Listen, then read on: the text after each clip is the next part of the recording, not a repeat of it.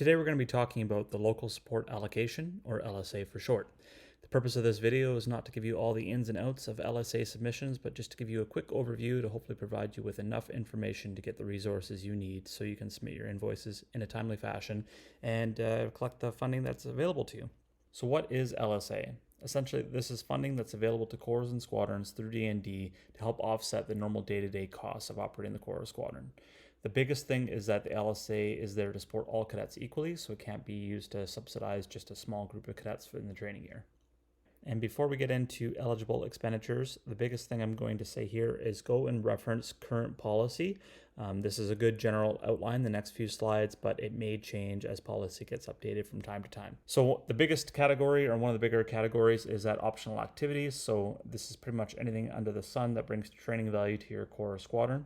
If you're unsure whether an activity can be claimed through LSA, reach out to J8 and they can provide you some guidance.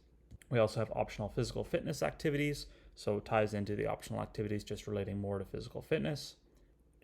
And then we have corps squadron administration. So this is anything that just the day-to-day operations of the corps, the squadron. Facilities, rent is a big one. If you pay rent, that's a really easy one to submit for your LSA and get a big chunk of cash back right away.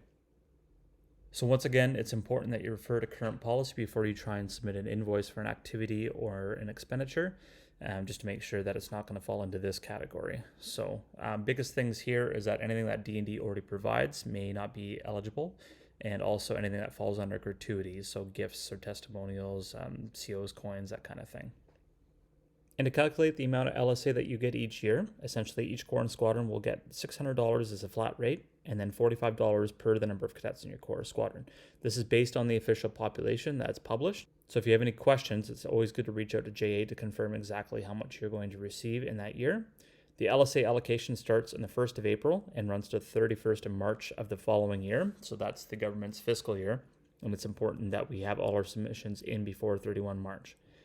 Typically, J8 will ask that LSA submissions come in well in advance of March 31st, just to ensure there's enough time to process it before year end.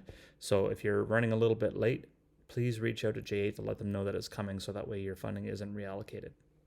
So resources here in Pacific Region, essentially these are all going to be found on SharePoint, and I'm going to direct you to that now.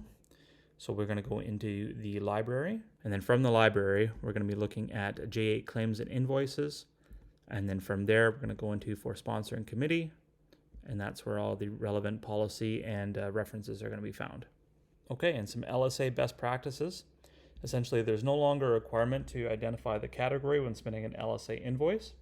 Invoices must include original receipts showing proof of purchase. So this would come in the form of like an actual credit card statement or a zero balance on the receipt. If it's just an invoice, it still shows there's an amount remaining. That's not proof of purchase, and therefore it's going to hold up that invoice.